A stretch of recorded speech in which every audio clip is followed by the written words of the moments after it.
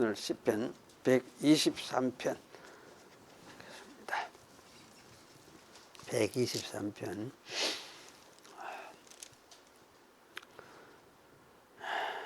하늘에 계신 주여, 내가 눈을 들어 주께 향하나이다. 종의 눈이 그 상전의 손을, 여정의 눈이 그 주모의 손을 바람같이 우리 눈이 여호와 우리 하나님을 바람같이 우리를 긍휼히 여기시기를 기다리나이다. 여호와여, 우리를 긍휼히 여기시고 긍휼히 여기소서. 심한 멸시가 우리에게 넘치나이다. 평안한 자의 조소와 교만한 자의 멸시가 우리 심령에 넘치나이다. 예.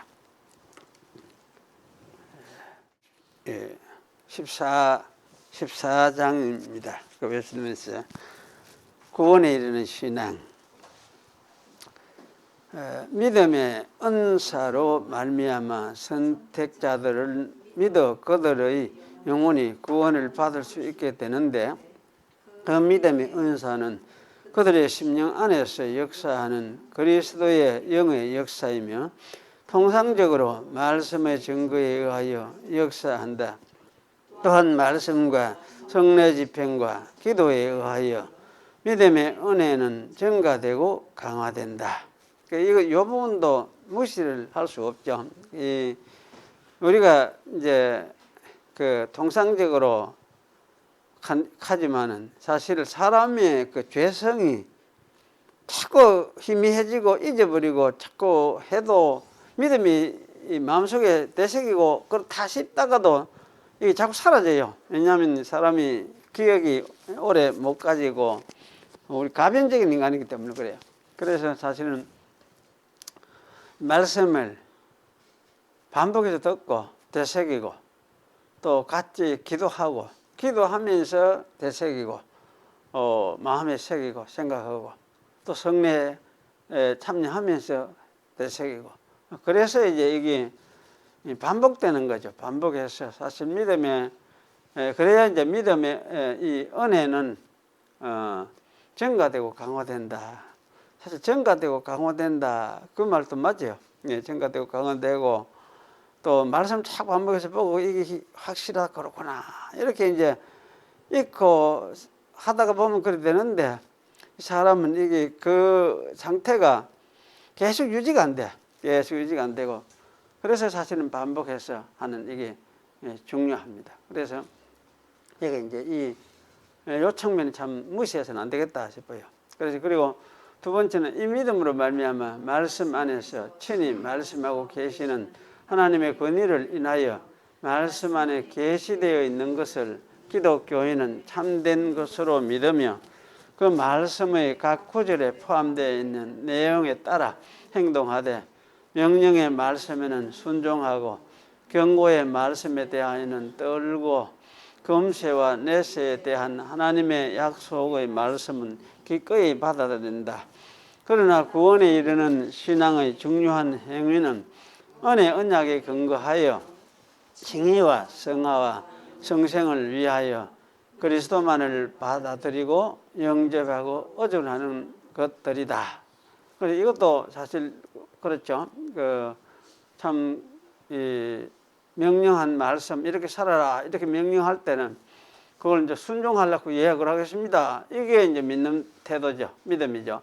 또 경고의 말씀에 대해서는 우리가 연약하니까 늘 우리가 또 저런 죄에 얼마든지 빠질 수가 있다 이렇게 생각하면서 두려워하고 조심하고 이렇게 이제 해야겠구나 그런 생각을 가지게 되고, 그리고 내세와 금세에 대한 말씀, 영생을 주시고 하시는 이런 말씀에 대해서는 또 그냥 그대로 받아들이고, 그래서 이렇게 이걸 이제 의지해서 이런 가르침을 우리의 삶의 기초 근거로서 삼아 우리를 인도하는 하나의 지침으로 삼아서 그렇게 살아가는 그런 자세가 이게 이제 믿음이죠. 믿음이고 구원에 이르는 신앙을 가지는 것이다 할 수 있습니다.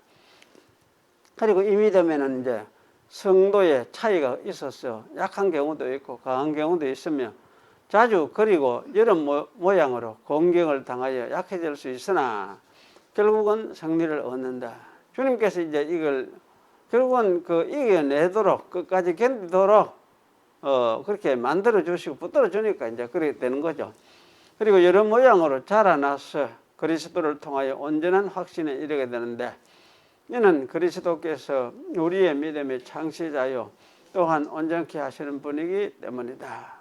네, 끝까지 이제 이래서 참 믿음을 붙들어 주시고 확실하게 내가 죽어도 주님 안에 품에 돌아가는구나, 그런 어떤 이제 생각을 가지고 그런 믿음을 가지도록 그렇게 만들어 주시죠.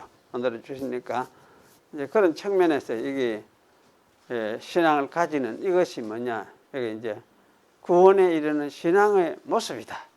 그래 생각합니다. 이게 구원에 이르는 신앙하는 것은 이제 참 신앙의 모습이 어떤 것인가를 여기 좀 설명해 주는 것이다. 그래 우리가 이해를 하면 되겠습니다. 그래 이걸 이제 그냥 뭐 병 났었으니까 저 이제 사람 구원 받았구나. 그 병 나는 사람은 상관없어요. 그 병 났은 거는 얼마든지 그럴 수 있는데, 그 사람이 그 났었는데 뭐 아이고 이렇게 하다가 교회 실컷 다니다가 아이고 이제 그쪽 그만 댕기자, 이제 이만큼 믿어줬으니까 이렇게 하면서 그만 댕기는 사람들이 있어. 깨닫지 못하는 거지 사실은. 이런 일이 이게 하나님의 은혜 가운데 하나님의 능력으로 나에게 은혜를 이렇게 베풀어 줘서 자기를 보여줬거나 이렇게 깨닫지는 못하고 그냥 하나의 기적적인 사실로서 막 그냥 극하고 이제 넘어가는 거죠. 이 사람이 이제 미련해서 그런 거죠. 그래서 이 구원에 이르는 신앙은 이제 이런 1, 2, 3 여기 설명하는 이런 식으로 신앙을 이해하고 깨닫게 되고 그렇게 하는 것이 하게 되는 걸 이야기를 합니다. 오늘은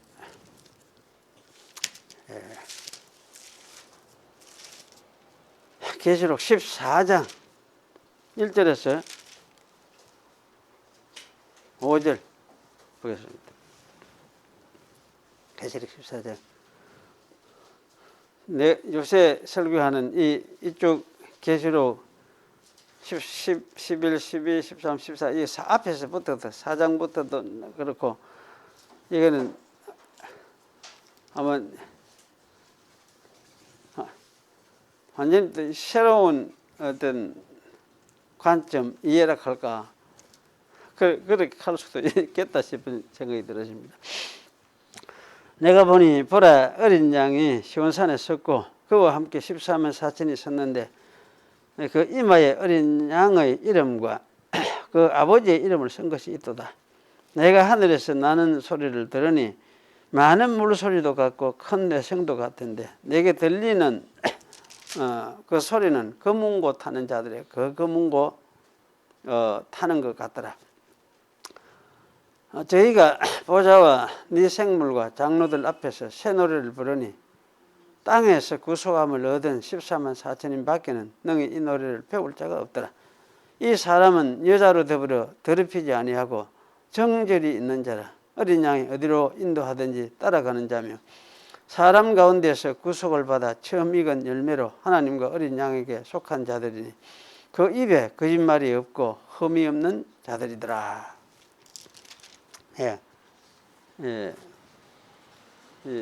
오늘 이제 새 노래를 부르는 14만 4천에 대해서 이제 오늘 생각을 하겠습니다. 그 앞에서는 13장에서는 그랬죠. 두 마리 짐승, 그러니까 바다에서 올라온 짐승, 로마를 상징한다 했죠. 그 다음에 땅에서 올라온 짐승, 이게 그 땅에서 올라온 짐승, 이게 이제 예루살렘 타락한 그 예루살렘 제사장을 가리킨다. 아마 그렇게 이제 생각할 수 있죠. 제사장만이 아니고 제사장들 그 제도 아마 이렇게 다 포함시켜서 생각을 할 수가 있겠습니다. 이걸 이제 가리킨다. 그렇게 이야기를 했습니다.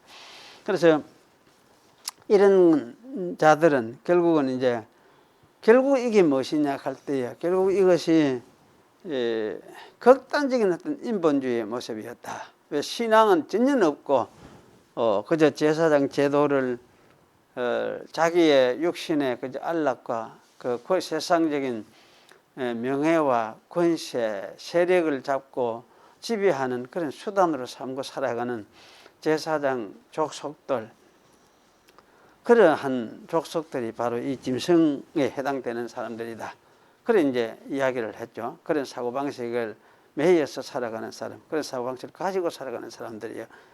그런 사람이었습니다. 그래서 역사적으로 이런 사고방식은 이미 예수님 오시기 이전부터 이 수리아 안디오코스 4세 에피파네스 그 시대에 이제부터 아주 본격적으로 출현을 했다. 물론 바벨론도 있고 하지만은 그러니 본격적으로 출현을 해서 그때 그 안디오코스 에피파네스 4세가 만든 그 헬라화 시키는 그런 그 이제 일에 그걸 받아들여 가지고 예루살렘 사람들이 이렇게 부패하고 타락하고 그래서 그 제사장들도 똑같이 이제 그쪽에 빠져 가지고 부패하고 타락하고 세속화되고 이렇게 하면서 믿음 없고 거짓된 그런 이제 사람들이 이 제사장이 되고 그래서 이제 그 지배 세력을 가지는 이 정치적 세상 세력, 이 말하자면 바다에서 올라온 짐승 같은 이런 세력에 전부 이제 매여 가지고 거기에 꼼짝없이 거기에 이제 지배를 받으면서 그걸 했었는데 이게 로마 시대도 마찬가지였다. 로마 시대의 그 제사장들이 모두 그런 류의 사람들이었다 하는 것을 우리가 생각을 했었습니다. 그래서 그런 관점에서 우리가 13장을 생각했는데 14장에는 이제 그런데 그런 중에도 이제 14만 4천 명이 여기에 등장을 해요. 그래 14만 4천 명. 그렇게 타락하고 하지만은 하나님께서 이스라엘 중에서 구원할 이스라엘 백성들 중에서 구원할 자는 온전히 구원하신다. 그걸 여기 이제 보여주면서 하나도 빠짐없이 이스라엘 중에서 하나님 다 구원하신다 하는 걸 보여주는 것이 오늘 14만 4천이다. 그렇게 우리가 생각을 할 수가 있습니다. 그래서 여기 이제 오늘 이 사도 14만 4천이 여기 시온산에 섰는데 이렇게 이야기를 했습니다. 그 시온산을 생각했는데 시온산이 무엇이냐 할 때 여기 이제 시온산은 예루살렘 성 내에 있는 한 부분의 작은 산이에요. 조그만 동산 같은 그런 산인데 그것은 원래 이제 여부서 사람들이 살던 요새였어요. 원래 그 다윗이 그곳을 자기 것으로 삼기 전에 만들기 전에 그래서 이 다윗이 그곳을 치려고 했을 때 점령하려고 했을 때 거기 살던 그 여부서 사람들이 다윗의 이 치려고 하는 이것을 조롱을 했습니다. 네가 우리 여기 쳐들어 올라온단 말이냐 이렇게 하면서 이제 그 조롱을 했어요. 그래서 이 조롱에 다윗은 더 이제 힘을 내 가지고 결국 그것을 쳐서 빼앗았습니다. 그리고 그 빼앗고 나서는 그것을 이제 자기의 거주지로 삼은 것이죠. 그래서 이 거주지로 삼고 이곳을 이제 다윗 성이다 이렇게 부르고 그 안으로 또 성을 둘러 이렇게 새로 쌓았습니다. 그리고는 이제 이 시온은 다윗 성으로 그때부터는 왕궁이죠. 다윗 왕이니까 왕궁으로 삼아서 왕자가 거기에 있고 그렇게 해서 자기의 왕궁 터전을 삼았던 곳이 이 시온성이에요. 그래서 이렇게 이제 하고 나서 이것이 뭐냐 궁극적으로 다윗의 나라가 이제 확립이 되는 거죠. 왕궁이 확고가 되니까 확고하게 서게 됐으니까 다윗의 나라가 이제 견고하게 되는 하나의 사건이 됐습니다. 그래서 이 시온은 다윗 나라의 상징적인 그런 어떤 장소가 시온이다. 그렇게 우리가 이해를 할 수가 있습니다. 물론 이때 이렇게 한 거는 여호와 하나님께서 다윗과 함께 하셔서 그렇게 된 것이죠. 이런 점을 우리가 생각을 하면 여기에서 이 어린 양이 시온산에 섰다는 것도 바로 이제 아주 중요한 의미가 있는 것이죠. 다윗의 자손으로 오신 어린 양. 또 예수님은 어떤 분이냐 할지 예수님은 다윗의 자손이에요. 다윗의 자손. 그래서 다윗의 자손으로 오신 그분이 오시겠다고 해서 약속을 했거든요, 다윗에게. 그래서 다윗도 그걸 기다리면서 살다가 죽었어요. 그래서 그러한 이제 다윗의 자손으로 예수님이 오셔서 다윗의 그 나라를 약속하신 그 나라를 이제 확립을 하고 세우셨다는 말씀이에요. 예수님의 사역으로서. 그래서 그 나라가 이제 다윗의 자손으로 오셔서 다윗의 나라를 영원한 다윗의 나라를 확립하고 세우시는 그 일을 누가 그래 했느냐? 예수님이 자기의 사역으로서 그 일을 이루셨다. 이것을 여기서 시온산에 서서 이제 보여주는 그런 모습, 그걸 여기 보여주는 것이죠. 그래서 이게 그가 시온산에 섰다. 그리고 13만 4천과 함께 섰다. 뭐냐? 이것이 바로 이제 다윗이 약속한 그 나라가 지금 그 왕궁이 그 나라가 여기 이제 확립이 되었다. 확실하게 섰다. 그런데 이스라엘 백성 중에서는 14만 4천 남김없이 이스라엘에게 약속한 그 약속이 이루어졌다. 이것을 여기서 이제 보여주고 이제 시위한다 이렇게 말을 할 수가 있습니다. 이렇게 볼 때 역시 말하 이 시온하는 거는 이제 사실 예루살렘 성하고는 동일시할 필요가 없습니다. 예루살렘 타락하는 그 예루살렘을 말하는 건 아니에요. 비록 예루살렘이 제사장들과 그 제도의 타락으로 인해서 음녀가 되어서 망할 상황에 있었지만은 그러나 다윗에게 하셨던 약속이 그 다윗의 나라, 다윗의 집, 다윗 왕궁. 그 집이란 말은 구약에서는 결국 다윗의 나라를 이야기하는 것이죠. 다윗의 왕조를 이야기하는 것이고. 그래서 이제 이것이 어린 양 예수 그리스도의 사역을 통해서 이것이 성취가 되어졌다. 그것을 이제 보여주고 시위하는 것이 이것이 예수 어린 양이 시온산 위에 서신 그런 모습입니다. 시온산은 바로 이런 나라를 상징하는 장소가 시온산이에요. 그래서 이건 예루살렘하고는 성격이 좀 다르다.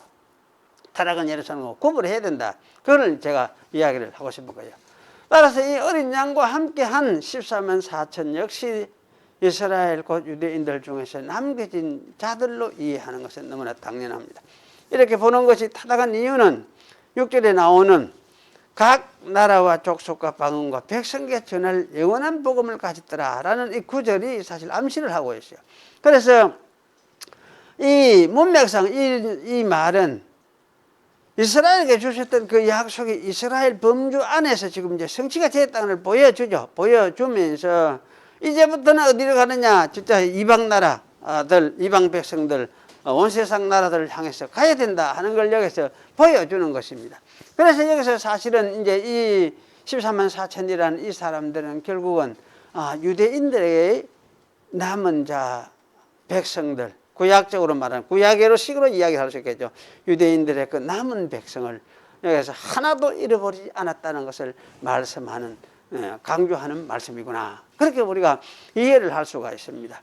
그래서 이들 진짜 하나님이 이스라엘에서 의도하셨던 이 14만 4천 이 사람들이 진짜 참 이스라엘이다. 그런 말씀이죠. 그래서 사도 바울이 말했던 것처럼 이들이 진짜 참 이스라엘이다. 나머지는 진짜 참 이스라엘 아니다. 왜? 참 이스라엘, 육신적으로는 이스라엘 백성으로 태어났을지 모르지만은 이거는 헬라화된 것이고 이방화된 그런 이방인들이다. 그런데 진짜 이스라엘 백성은 14만 4천이다. 이렇게 이제 말씀하신 셈이라 할 수 있습니다. 그러나 우리가 주의할 것은 이 14만 4천 가니까 14만 4천 그 요새 뭡니까? 그 우리 뭐고 그 14만 4천 이렇게 하는 그 신천지죠. 그러니까 그하고 달라요. 그래 14만 4천이라는 거는 진짜 그 실제 수는 얼마나 되는지 우리가 알 수가 없어요. 아무도 없지만 이건 상징적인 그런 말씀입니다. 그렇게 이스라엘 남은 자, 이스라엘에서 구원받고자 하는 자는 하나도 하나님이 잃어버리지 않았다 하는 걸 보여주는 그런 말씀이다. 그렇게 우리가 이해를 하면 되겠습니다. 왜냐하면 23만 4천 가는 게 바로 이제 그러한 그 완전수를 이야기하죠. 완전수 12 곱하기 12 곱하기가 1000 하면 1000도 완전수고 한없음을 이야기를 하죠. 그 완전수고 12, 12것 다 그 이스라엘의 숫자라 할 수 있죠. 그래서 이거는 어쨌든 완전한 이스라엘에 남은 자 완전한 숫자를 이야기를 하는 것입니다. 그리고 그들의 이마들 위에 어린 양의 이름과 그의 아버지 하나님의 이름이 기록되었다는 이 말들 또 우리가 어떻게 이해해야 할지 이걸 생각해 봐야 되겠습니다. 두 번째, 여기 이제 두 가지만 생각을 하면 되겠습니다. 첫째, 이것은 문자적으로 실제로 이마에 인이 새겨짐에 대한 표현이 아니라는 거 우리가 기억을 해야 돼요. 그리고 이마에 생각하니까 이마에 진짜 인을 세우는갑다, 뭘 콱 찍는갑다, 이래 생각을 할 가능성이 있는데 사실 이거는 그런 것에 대한 말은 아닙니다. 물론 옛날에는 주인이 자기 소유, 종을 자기 소유로 만들었다는 뜻에서 내끼다, 자기 인을 치는 새기는 일이 있었습니다. 그래서 이제 여기서는 아마 그때 표현법으로 이 표현을 해놨어요. 그런데 이마에 인을 친다는 이 말은 가장 잘 보이는 곳에 하나님의 소유된 백성이라는 것을 표시해 놓았다는 뜻입니다. 하지만은 이거는 사실은 이제 육신의 의도 아니고 영적인 의미로서 하는 말이거든요. 그렇기 때문에 이 점을 우리가 이해를 한다면은 인을 친다는 것은 결국 무엇이냐 할 때 성령으로 인을 친다 그 말이에요. 성령 주셔서 자기 백성으로 삼았다 그런 이야기예요. 하나님께서 자기 백성에게 성령을 주셔서 하나님 소유됨을 증거하고 드러내도록 그래서 참 믿는 자를 확인시켜 놓은 것을 이야기를 합니다. 그래서 성령을 여기 이제 이렇게 마음에 주시니까 그러면 인을 친 것도 이거는 이제 새 사람을 만들었구나. 하나님의 소유로 만들어졌구나. 그런 어떤 이제 만들어 주셨구나. 새 피조물을 만들어 주셨구나. 이런 대한 표현이지. 이마에 이래 찍어가 이래 하는 그런 것을 이야기를 한 것은 아니다. 전에 옛날 이래가지고 요새 뭡니까? 이마에 새긴다, 어디 손에 새긴다, 개삼이 이거 겁내가 쩔쩔매는 그런 사람들이 있잖아요. 진짜 그런 것을 이야기하는 것은 전혀 아니다는 것. 우리가 기억을 할 필요가 있습니다. 두 번째는 이게 어린 양의 이름과 그의 아버지의 이름이라는 이 말이, 이 말은 이제 그의 아버지의 이름이라고 번역된 대가 들어 있어요. 그래서 여기 몇 개 이제 성경 번역본들이 그의 아버지의 이름 요렇게만 돼 있는 데가 몇 군데 있고, 또 이제 어린 양의 이름과 그의 아버지의 이름이라고 된 그런 많은 사본들 또는 번역본들이 많이 있습니다. 그래서 이 경우에는 사실은 이제 아마 그의 어린 양과 그의 어린 양의 이름과 그의 아버지의 이름 아마 이렇게 읽는 것이 무난해 보여요. 그렇게 하는 것이 참 좋겠다 이런 생각이 들어집니다.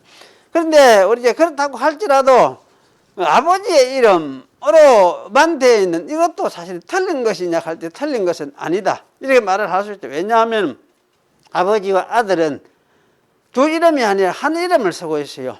그래서 아버지만 대표로서 사용을 해도 그래서 그의 아버지의 이름 이렇게만 해도 틀린 것은 아니에요.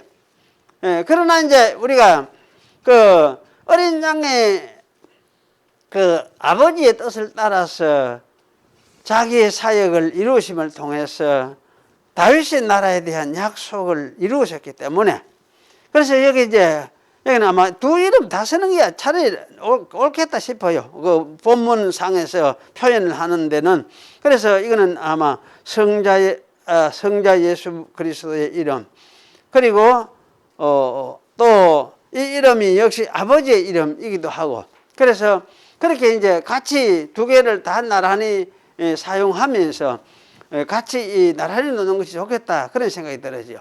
그런데 사실은 이제 이 두 개를 다 이야기를 하면 결국 무엇이냐 할 때에 어린 양의 이름이나 아버지 하나님의 이름이나 뭡니까? 같은 이름, 한 이름이 되니까 그러면 이제 어린 양의 이름 곧 아버지 하나님의 이름 이렇게 이해하는 것도 해도 충분히 되겠다는 생각이 듭니다. 결국은 이제 그러면 어린 양의 이름, 아버지 하나님의 이름. 이렇게 하면 뭐냐? 이거는 여호와 하나님의 이름, 주의 이름이죠. 주의 이름. 예수님 신약에 그러나죠. 예수님 오실 때 주의 이름으로 오시는 이여, 이런 말씀을 많이 해놨으니까. 그러면 이제 주라는 거는 결국은 뭡니까? 주 하는 거. 영어에서 이제 헬란 말로는 큐리오스 하는데 영어에서는 로드 이렇게 번역을 해놨죠. 그런데 로드 이 말은 그냥 주인이란 말이 보통 이렇게 종이 주인을 볼 때 주인 이렇게 이런데 많이 사용되지만은 성경에서 여기 신약 주의 이름으로 오신다 할 때는 그런 류의 주가 아니고 이거는 뭡니까? 그 하나님, 영원한 하나님, 구약에 말하자면 야훼, 여호와 하나님을 가리키는 말이에요. 그 구약에서 여호와를 신약의 헬라말로 사용할 때, 번역을 할 때 전부 로드로, 큐리오스로 번역을 해놨어요. 그리고 이걸 이제 영어로 번역할 때는 로드로 이렇게 번역을 해놨어요. 그래서 사실은 이거는 이제 그러면 연역의 주라, 예수님을 주라 이렇게 할 때 이거는 뭐냐? 구약의 여호와와 동일한 말이에요. 동일한 뜻을 가지고 있어요. 그럼 구약의 여호와라는 말은 그러면 누구에게만 사용되느냐? 예수님에게도 성자에게도 사용되고, 성부 하나님에게도 사용되고, 성령 하나님에게도 사용되고, 그렇게 삼위일체 하나님 모두에게 사용되는 이름이에요. 왜냐하면 이 이름 자체가 뭐냐? 영원한 하나님이다 하는 걸 뜻하는 말이 여호와거든.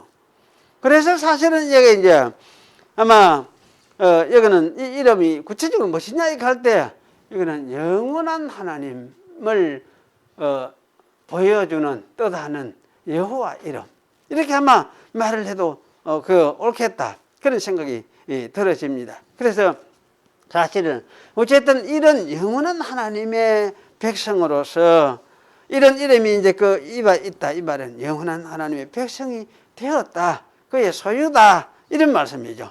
그래서 이제, 이 13만 4천이 바로 이런 사람들이다. 하는 것을 여기 이제 보여주고 있습니다. 그리고 이제 2절, 3절에서는 이 절들에서 2절, 3절에서는 하늘에서 나는 소리에 대해서 말을 하고 있는데 2절에는 수금 타는 소리가 있다는 걸 이야기하죠. 그래서 아마 이 수금 타는, 누가 그렇게 수금을 타느냐 할 때는 아마 천사들이 수금을 탄 것 같아요. 그래서 여기 이제 사도 요한이 소리를 내가 하늘로부터 많은 물소리 같고 큰 우리의 소리도 같은 소리를 들었고 그리고 내가 들은 그 소리는 검은고 타는 자들이 검은고를 타는 것 같더라. 이렇게 말을 해놨습니다. 그래서 여기 많은 물소리, 큰 뇌성 같은 이런 소리, 이거는 뭐라 하느냐, 하나님의 하여튼 소리, 신적인 소리를 대변한 표현할 때 이러한 표현도 되어지고 이렇게 표현하기도 하죠. 하는데 자, 우선 이제 소리라면은 천둥 얼마나 무섭습니까? 여러분 덜에 나가 있을 때 천둥 치면 정신을 잃을 정도로 크게 치서 팍 때리면 진짜 그 사람 그만 내는 사람이 아무도 없어요. 근데 여러분 사실 그런 소리 그러긴 얼마나 무섭겠습니까? 그런데 사실 이제 이 큰 소리, 큰 물소리, 우레와 같은 이런 소리, 이런 소리인데 사실은 이 소리가 어떤 소리인지 가만히 들어보면 이게 뭐냐? 검은고 타는 소리, 검은고 타는 소리. 그래서 소리가 그만큼 크구나. 검은고 타는 소리가 우리와 같이 크고 그만큼 많은 사람들이 검은고를 타고 수정을 하고 있었구나. 이렇게 생각할 수 있죠. 그래서 아마 이건 천사들이 이렇게 이제 검은고를 탔구나. 이렇게 우리 생각이 되는데 그런 소리가 그만큼 컸는데 그럼 결국은 이게 뭐냐? 이거는 이제 검은고를 타는 그런 소리라고 한다면은 이거는 잔치 소리, 잔치집을 지금 페스티벌이 지금 잔치가 벌어지고 있구나. 그렇게 우리 이야기를 할 수 있죠. 그래서 잔치가 벌어질 때 천국 잔치 우리가 이건 뭘 상징하느냐 하냐 신약 예수님 비유를 말씀하실 때에 여기서는 그리 많이 하죠. 천국 잔치 비유 많이 안 했습니까? 그걸 생각해 보면 천국 잔치를 지금 이야기를 하는구나. 13만 4천이 천국이 열려가 이제 천국이 시작됐다. 13만 4천 그 이스라엘에서 선택된 남은 사람들이 다 선택되어서 구원을 참여하게 돼서 그래서 천국이 지금 이제 열려졌구나. 이런 걸 이야기를 해주고 있어요. 그래서 그런 의미로 여기 지금 이걸 보여주고 있습니다. 그런데 여기 이제 3절은 이 사람들이 또 새 노래를 부른다 이렇게 하죠. 새 노래. 그래서 부르는 이 사람들은 아마 천군 천사들이 이 새 노래를 부르는데, 여기 이제 이 새롭다는 이 말은 구약 시대도 이 새 노래, 구약 시대에도 새 노래라는 말을 많이 하고 있어요. 새 노래를 부른다 할 때 많이. 어떤 데 이런 말을 하느냐 하면 하나님이 하신 일, 하나님의 창조, 하나님의 구원하신 구원 사역, 이런 것을 보았을 때에 그 사실을, 이건 하나님이 이렇게 우리를 구원하셨고 하나님이 창조하셨고 그렇게 하셨구나, 이걸 깨달은 사람들이 부르는 노래를 새 노래, 그렇게 이야기를 말을 하고 있어요. 그래서 여기 사실 이 새롭다는 말은 뭐냐, 인간이 할 수 없고 없는지만은 하나님만이 하실 수 있는 일이기 때문에 그만큼 놀랍고 새로운 것을 뜻하는 말이 새 노래라, 새라는 그런 말씀입니다. 그래서 여기 이제 이런 뜻으로 여기 새롭다는 말을 사용하면서 노래를 부르는, 그냥 이 노래는 단순한 노래가 아니고 어떤 노래입니까? 찬양이죠. 찬양. 유행가가 아니에요. 찬양, 하나님을 찬양하는 그런 찬양이죠. 그래서 이것은 새 노래를 부른다는 말은 하나님의 약속이 이루어져서 구원이 이루어졌고 이스라엘 남은 자들이 빠짐없이 어린 양이 이루어진 이 구원에 참여하게 되었구나. 그래서 이제 그들이 부르게 된 노래들을 부르고 있구나. 이걸 우리가 알 수가 있어요. 사실 이것보다는 더 새로움은 사실 있을 수가 없죠. 왜냐하면 최고의 마지막에 구원 사역 예수님이 이루심으로써 부르는 노래니까. 그러니 궁극적인 새로움을 이야기를 하고 있습니다. 그래서 이런 의미에서 여기서 이제 새로운 노래를 부르고 있는 것을 말씀하고 있습니다. 그래, 하나님 이 노래를 부른다는 것은 결국 하나님의 영원하신 그 계획이 온전히 이루어지심을 찬송하는 것이라 할 수 있어요.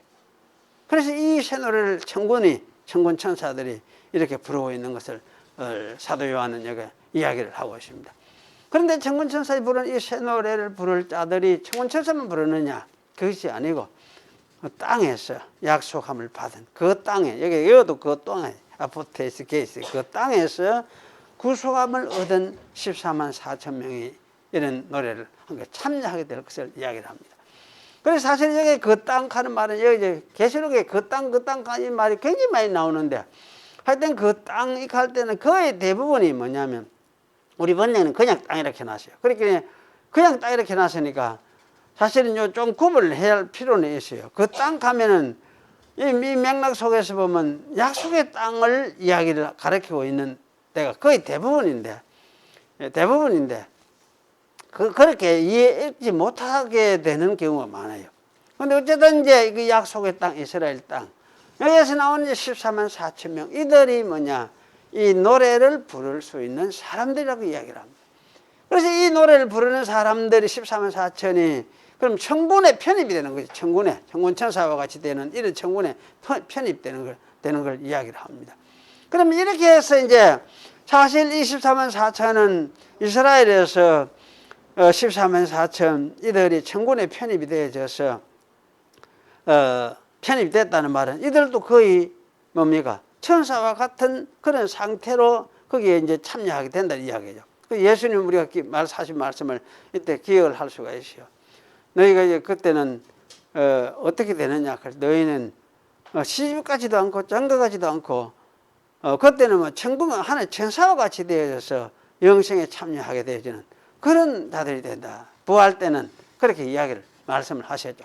그래서 사실은 이제 여기 14만 4천이 이거는 천사와 같이 그러한 하나님의 생명에 참여한 그런 모습을 여기서 말씀하고 있구나, 이렇게 우리가 생각할 수가 있는 것입니다.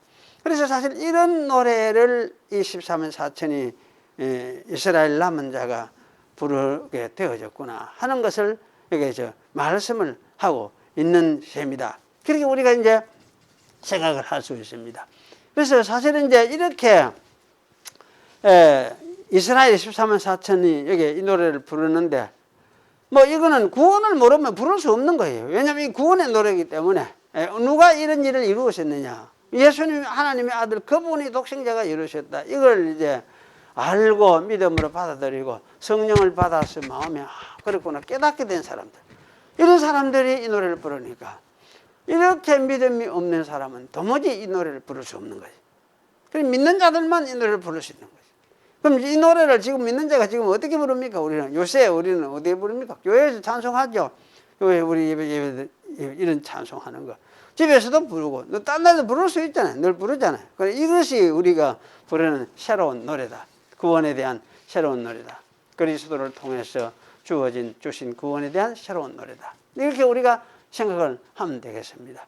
그래서 사실 이제 이런 상황이 된 거지. 하늘하고 하늘 천사들과 땅에 있는 사람들도 함께 천사와 같이 이래 대해서 하나님을 찬양하는 이런 이제 상황이 되었다는 이 말은 우리가 신약에 가르친 대로 이거는 하늘과 땅이 어찌 됩니까? 구별이 철폐되어 본 거지. 하늘과 땅이 지금 없어져 이제 구별할 필요가 없는 거예요. 그래서 땅은 더 이상 땅이 아니라 하늘에 속한 하늘이 되었다. 이렇게 생각할 수 있습니다. 그리고 이러한 이 일이 약속의 땅 어디에서 이스라엘에서 시작이 되었다는 말씀이죠. 그래서 그 땅에서 이렇게 말씀합니다. 그리고 이 일은 앞으로 어떻습니까? 전도하고 복음 전해가지고 이제 온 세상으로 확대돼 가야 되죠. 확대돼 가야 되고. 그래서 이 세상뿐만 인간들에게뿐만 아니고 어디까지 궁극적으로 이 효력은 어디까지 확대되느냐? 만유에까지, 온 세상 만유에게까지 확대되는. 그래서 만유하면 만물 다 포함되는 거죠. 이거까지 확대돼서 궁극적으로 완전하게 이제 그 하나님의 통치와 하나님의 뜻이 만유 만물에까지 이게 이루어지는 이것을 여기서 보여주고 있다. 계시해주고 있다. 그렇게 말을 할 수 있어요. 그래서 이거 이제 시작의 모습을 보여주는 거죠. 요한이 볼 때는 시작의 모습을 보여줬지만은 앞으로 이렇게 될 것을 이렇게 계시해 주는 것이다. 그렇게 생각할 수 있습니다. 따라서 이 땅에서 구속함을 받은 교회, 이제 교회란 이게 이제 교회라 할 수 교회의 시작이니까 하나님의 백성은 이러한 세상이 시작이 되었고 현재도 이제 우리가 진행되어 가고 있음을 우리가 알아야 돼요. 그래서 지금 참 이 세상 이런 세상인데 이 지금 이 세상 육신의 눈으로 보면 굉장히 위험하고 서글픈 세상이지만은 그러나 이 세상 속에 하나님의 백성, 이 구원의 세계가 지금도 진행되어 가고 있습니다. 진행되어 가고 있습니다. 미국에 완전하게 대해서 나타날 게 틀림없습니다. 그래서 이런 견지에서 볼 때 이 지상의 교회들은 무엇이냐 할 때 이게 하나님의 왕국들이구나. 교회당이 교회들 이런 교회 있고 저도 가면 교회도 있고 저도 교회도 있고 어디든지 교회가 있어요. 그럼 교회가 뭐냐 할 때 저기 하나님 나라를 보여주고 있다. 하나님 나라의 한 모습이에요. 한 왕국이구나. 여기에 우리 좀 숫자 그래야 많지만은 이것도 뭡니까? 하나의 킹덤이에요. 킹덤. 저쪽 가면 한 50명, 100명, 저도 한 킹덤이에요. 저쪽은 또 100명 있으면 그것도 한 킹덤이에요. 킹덤이다. 이렇게 해서 나중에 뭡니까? 이 킹덤의 통합체가 나타나죠. 재림 때는 아마 완전히 통합체로서 이제 드러나겠죠. 그래서 이 통합체로 드러난 이 전체가 뭐냐? 완전해진 이제 킹덤, 하나님 나라가 갈 수 있어요. 하나님의 왕국. 그래서 그 나라가 나중에는 제레미야 오실 때 아마 완전하게 드러날 것입니다. 그리고 그때는 온 세상에서, 온 세계에서 시대적으로 옛날부터 후대까지 다 거기에 킹덤에 참여한 모든 사람들이 함께 이제 하나님 앞에 나타나겠죠. 그래서 그러한 이제 통일된 왕국을 보여줄 것이라 그런 생각이 들어집니다. 그래서 이러한 것을 여기 아마 이 3절에서는 암시를 하고 있는 거다. 그런 생각이 들어집니다. 그래서 이 3절에는 말하는 저희가 보좌와 네 생물과 장로들 앞에 새노를 부르니까 땅에서 구속함을 얻은 14만 4천인 밖에는 능히 이 노래를 배울 자가 없더라. 이건 이스라엘의 14만 4천을 이야기를 하죠. 하지만은 앞으로 이제 이방인들 중에서도 이 노래에 참여해서 함께 이 노래를 부르게 될 것이고, 그래서 온 세상에서 같이 이 노래를 부를 수 있는 사람들이 참게 될 걸 여기서 이제 말씀을 하고 있는 것이 틀림없습니다. 그리고 여기 이제 4, 5절에 여기 말하면 이 사람들은 여자로 더불어 더럽히지 아니하고 정절이 있는 자라. 어린 양이 어디로 인도하든지 여자로 더불어 정절이 있는 자라. 정절이 있는 자다 이 말은 처녀다 이 말인데 사실은 처녀다 이 말이 파르테노스 그래 처녀다. 그러니까 그러면 여자로 더불어 더럽히지 않았다. 여자로 더불어 이거는 뭡니까?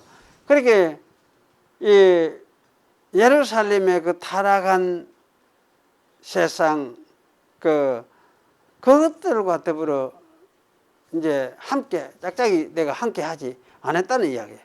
안 해요. 그래서 이제 어린 양이 어디로 인도하든지 따라가며 어디로 인도하며 그러니까 그들 여자 세상에서 그 예루살렘 지배하는 그 세력들 세속화된 그 세력들 그와 더불어 이제 짝을 하지 아니하고 그러면 하나님만 의지하면서 어린 양을 따라서 이제 살아가려고 하니까 세상에 사는 게 참 어렵죠.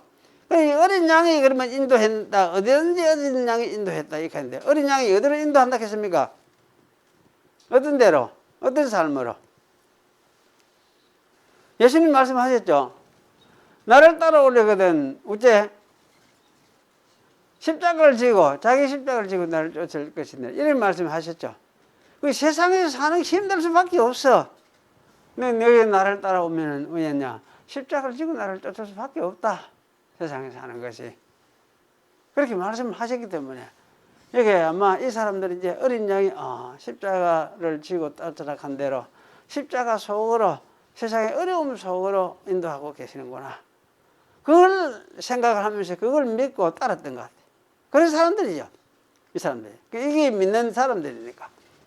그러면 사람 가운데 구속을 받아서 처음 익은 열매로 하나님과 어린 양에 속한 자들이다. 구속이란 말은 저는 잘 알죠? 구속. 돈을 지불하고 값을 지불하고 사오는 걸 이야기해요. 그럼 누가 지불했느냐? 어린 양이 지불했어요. 어린 양이 무엇을? 자기 생명을 지불을 한 거지. 뭐 이런 어론을 사실 누가 했느냐 할 때 창세전에 하나님과 아들 성부와 성자 간에 이런 계획이 언원이 있었어요. 언원이 있으니까. 그래서 사실은 이 구속해서 그 값을 지불했다, 생명을 지불했다 이렇게 하니까 이거 뭐 그걸 마귀에게 지불했나? 죄에게 지불했나? 이렇게 하는데 마귀에게 지불한 것도 아니고 죄에게 지불한 것도 아니에요. 누구에게 했습니까? 하나님께서 이런 이제 언어를 해가지고 아버지가 이런 계획을 세웠었으니까 그 계획을 따라서 예수님은 자기를 희생하면서 자기 생명을 버리고 그 이 생명을 버렸기 때문에 이 생명이 결국은 누구냐? 누구의 것이 됐느냐? 자기를 따르는 사람들의 것이 되도록 그렇게 예수님이 그렇게 하셨단 말씀이에요. 그래서 예수님은 이렇게 해서 아버지께 순종해서 아버지의 뜻을 온전히 이루셨습니다. 그러면서 여기 이제 이게 구속이에요. 구속. 그러면 처음 익은 열매로 하나님과 어린 양에 속한 자들이 있거든. 처음 익은 열매로. 처음 익은 열매란 이 말은 뭡니까? 구약에서는 그렇게 맨 먼저 거두어서 이건 먼저 익는 것 좋은 뭡니까? 곡물들을 거두어 가지고 하나님께 이제 바쳤잖아. 하나님께 제사들이 바쳤는데 왜 이렇게 했느냐 하면 이 하나님 올해도 이래 좋은 곡물들을 우리에게 주셔서 감사합니다 하는 뜻으로 맨 처음 익은 곡물들 바쳐 이래 제사를 바쳐 드렸거든. 드렸는데 여기 그 곡물들 처음 익은 열매란 말은 바로 그런 걸 이야기를 합니다. 그래 이제 헬라 말에서는 그냥 단수로 사용했지만은 이거는 이제 곡물도 집합명사이기 때문에 번역할 때는 복수로 번역을 해요. 주로.